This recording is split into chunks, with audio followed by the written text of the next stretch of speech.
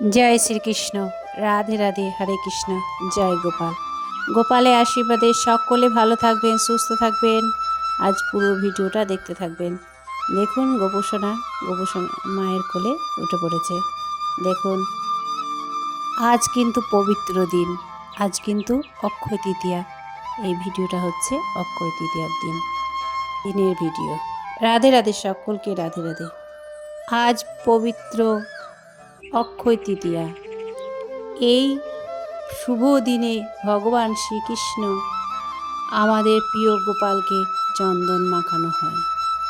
এই দিনটির বিশেষ মাহাত্ম্য রয়েছে।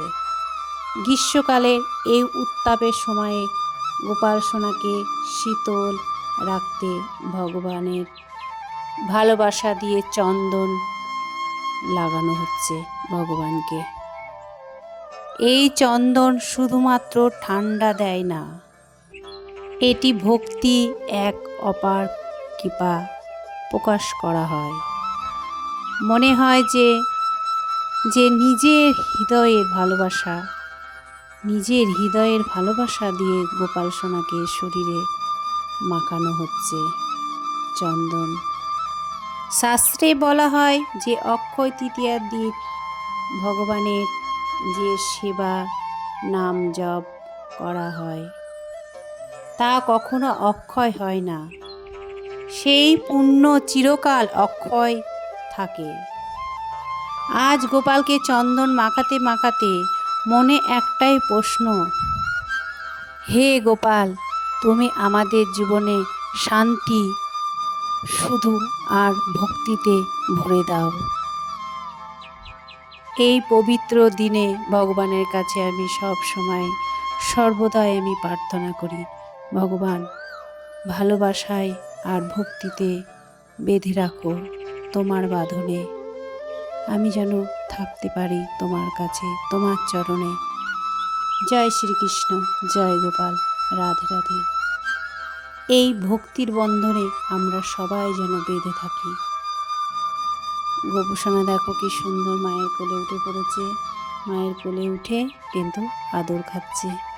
গোপোষণার শান সিংহার সব হয়ে গেছে। মায়ের কোলে উঠে পড়ে খুব সুন্দর করে আদর খেয়ে নিচ্ছে আমার সোনা বাবা। রাধে রাধে, সকলকে রাধে রাধে। সোনা বাবাকে পেয়ে আমি খুব ধন্য। আমি যেন চিরকাল চিরদিন আমি এইভাবেই যেন তোমার সেবা করতে পারি সোনা বাবা, তোমার সব সময়।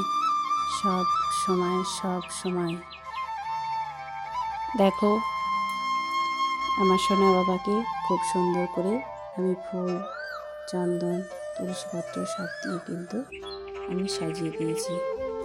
তুলসীপত্রগুলো এখন শুকিয়ে গেছে, মানে দুদিন তুলে রাখলেই না তুলসীপত্রগুলো শুকিয়ে যাচ্ছে।